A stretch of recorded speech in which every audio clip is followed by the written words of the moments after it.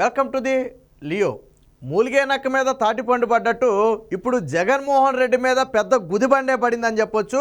అక్రమ ఇసుక తవ్వకాల గురించి మనం అనేక సందర్భాల్లో మాట్లాడుకున్నాం. గతంలో కూడా నేషనల్ గ్రీన్ ట్రిబ్యునల్ అక్రమ తవ్వకాలు జరుగుతున్నాయని చెప్పి తీవ్ర ఆగ్రహం వ్యక్తం చేసింది. దానికి సంబంధించి అనేక సందర్భాల్లో తవ్వకాలు నిషేధించాలని ఆదేశించినప్పటికీ కూడా నేషనల్ గ్రీన్ ట్రిబ్యునల్ మాటలను పక్కన పెట్టి యథేచ్ఛగా ఇసుక తవ్వటం పైన నేషనల్ గ్రీన్ ట్రిబ్యునల్ అయితే ఇప్పుడు తీవ్ర ఆగ్రహం వ్యక్తం చేసింది. దీని మీద వేసిన ఒక కమిటీ అక్రమ ఇసుక తవ్వకాలు నిజమేనని తేల్చడంతో పాటు కేవలం 40 రీచ్లకు మాత్రమే అనుమతి ఉంటే 500 రీచ్లలో అక్రమంగా ఇసుక తవ్వుతున్నారు, నదీ గర్భాలలోకి వెళ్ళి ఇసుక తవ్వుతున్నారని చెప్పి ఒక సంచలన నివేదికనైతే కేంద్ర కమిటీ నేషనల్ గ్రీన్ ట్రిబ్యునల్కి అయితే ఇవ్వడం జరిగింది. అయితే ఆల్రెడీ ఈ కేసు సుప్రీంకోర్టులో ఉంది. ఎందుకంటే గతంలో ఈ ఇసుక తవ్వకాలకు సంబంధించి బాధ్యత వహించాల్సిన జేపీ వెంచర్స్కు సంబంధించి 19 కోట్ల రూపాయల ఫైన్ అయితే నేషనల్ గ్రీన్ ట్రిబ్యునల్ విధించడం జరిగింది. ఎందుకు? అనుమతులు లేకుండా అక్రమంగా ఇసుక తవ్వారనే ఒక నెపంతో 19 కోట్ల రూపాయల ఫైన్ విధిస్తే ఆ ఫైన్ కట్టకుండా దాన్ని సుప్రీంకోర్టులో సవాల్ చేశారు. అయితే సుప్రీంకోర్టులో దీనికి సంబంధించి విచారణ వచ్చే వారం కూడా జరగనుంది. పైగా దీనికి సంబంధించిన పూర్తి వివరాలు సమర్పించాలని చెప్పి గతంలోనే సుప్రీంకోర్టు కూడా ఆదేశించింది. దీంతో ఇప్పుడు వచ్చినటువంటి కేంద్ర నివేదికను కూడా సుప్రీంకోర్టుకు సమర్పించాలని చెప్పి నేషనల్ గ్రీన్ ట్రిబ్యునల్ అయితే తేల్చి చెప్పినట్టుగా తెలిసింది. ఎందుకంటే ఎన్జిటి చెప్పిన ఆదేశాలను రాష్ట్ర ప్రభుత్వం పాటించటం లేదు కాబట్టి ఈ తుది నిర్ణయాన్ని హైకోర్టుకి సుప్రీంకోర్టుకే వదిలిపెట్టాలని చెప్పి ఆ నివేదిక మొత్తాన్ని కూడా దానికి సమర్పిస్తుంది. ఇప్పుడున్న అంచనా ప్రకారం నేషనల్ గ్రీన్ ట్రిబ్యునల్ లెక్కల ప్రకారం జరిగిన అక్రమాలన్నింటినీ కూడా కలిపితే జేపీ వెంచర్స్ 500 కోట్ల రూపాయల ఫైన్ అయితే కట్టాల్సి ఉంటుందని చెప్పి మనకైతే తెలుస్తుంది. గతంలో 19 కోట్ల రూపాయలే, దాన్నే కట్టకుండా సుప్రీంకోర్టులో సవాల్ చేశారు. కానీ ఇప్పుడు బయటకు వచ్చిన అవకతవకలన్నింటినీ కూడా పరిగణలో తీసుకుంటే దాదాపుగా 500 రీచ్లో ఇసుక తవ్వుతున్నారు. అంటే రీచ్కు 1 కోటి రూపాయల చొప్పున ఫైన్ వేసినప్పటికీ కూడా 500 కోట్ల రూపాయల ఫైన్ అయితే జేపీ వెంచర్స్కు ఇప్పుడు పడబోతుంది. ఈ వివరాలు మొత్తం కూడా సుప్రీంకోర్టు దగ్గర పెట్టి తదుపరి చర్యలు సుప్రీంకోర్టునే తీసుకోమని చెప్పి నేషనల్ గ్రీన్ ట్రిబ్యునల్ అభ్యర్థించే అవకాశం అయితే కనపడుతుంది. దీంతో జగన్మోహన్ రెడ్డి గొంతులో పచ్చి వెలక్కాయ పడినట్టు అయింది. ఎందుకనంటే మొన్నే హైకోర్టులో కూడా కేంద్ర ప్రభుత్వం ఏం చెప్పింది? అక్రమ తవ్వకాలు జరిపిన మాట వాస్తవమే, మేము ఈ వివరాలను నేషనల్ గ్రీన్ ట్రిబ్యునల్కి ఇస్తామని చెప్పి మన కేంద్ర ప్రభుత్వం ఆల్రెడీ హైకోర్టులో తెలిపింది.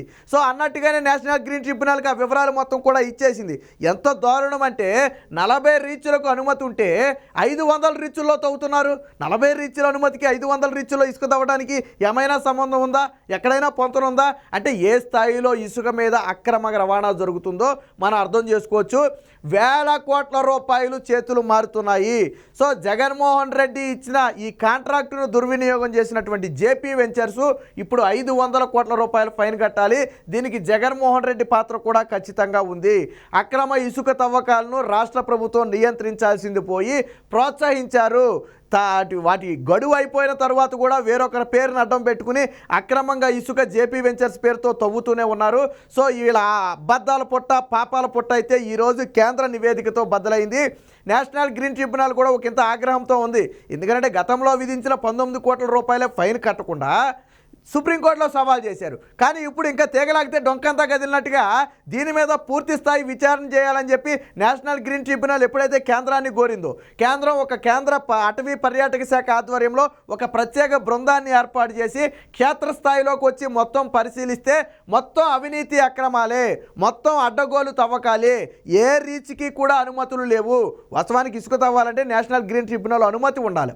ఆ అనుమతి ఇచ్చింది 40 రీచ్లకు అనుమతి ఇచ్చింది. కానీ వీళ్ళు 500 రీచ్ల్లో ఇసుక తవ్వేశారు. ఎంత దారుణం అంటే ఇంతకంటే దారుణం ఉండదు.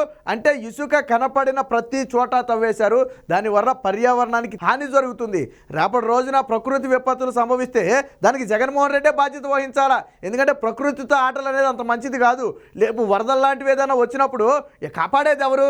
నదీ గర్భాల్లోకి వెళ్ళిపోయి ఇసుకను తవ్వేస్తే వాటి జన్యునత దెబ్బతిందా? రేపటి రోజు ప్రకృతి విలయాలు ఎందుకు వస్తాయంటే ఇలాంటి కృత్యాలకు పాల్పడినప్పుడే.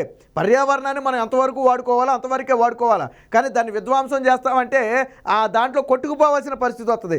ఏది ఏమైనప్పటికీ నేషనల్ గ్రీన్ ట్రిబ్యునల్ అయితే 500 కోట్ల రూపాయలను ఫైన్ విధించడమే కాకుండా తదుపరి చర్యలు తీసుకునే మొత్తం కూడా సుప్రీంకోర్టుకే వదిలిపెట్టాలి. ఎందుకంటే నేషనల్ గ్రీన్ ట్రిబ్యునల్ మాట వీళ్ళు వింటలేదు కాబట్టి సుప్రీంకోర్టు చేతిలో పెడితే వాళ్లే వింటారనే ఒక ఉద్దేశంతో మొత్తాన్ని కూడా దానికి అప్పగించాలనుకుంది.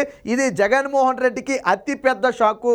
రాష్ట్రంలో జరుగుతున్నటువంటి ఇసుక అక్రమ తవ్వకాలు ఈరోజు సుప్రీంకోర్టు సాక్షిగా బట్టబయలయ్యాయి, కేంద్ర కమిటీ నివేదిక సాక్షిగా బట్టబయలయ్యాయి. ఏదైతే నేషనల్ గ్రీన్ ట్రిబ్యునల్ 500 కోట్ల రూపాయల ఫైన్ విధించడం అంటే ఏ స్థాయిలో ఇందులో అవకతవకలు జరిగాయి, ఏ స్థాయిలో అక్రమాలు జరిగాయో దీన్ని బట్టి మనం అర్థం చేసుకోవచ్చు. మరి చూద్దాం సుప్రీంకోర్టు దీని మీద ఎటువంటి నిర్ణయం తీసుకుంటుందో, నేషనల్ గ్రీన్ ట్రిబ్యునల్ దీని మీద ఎటువంటి నిర్ణయం తీసుకుంటుందో వేచి చూడాలి.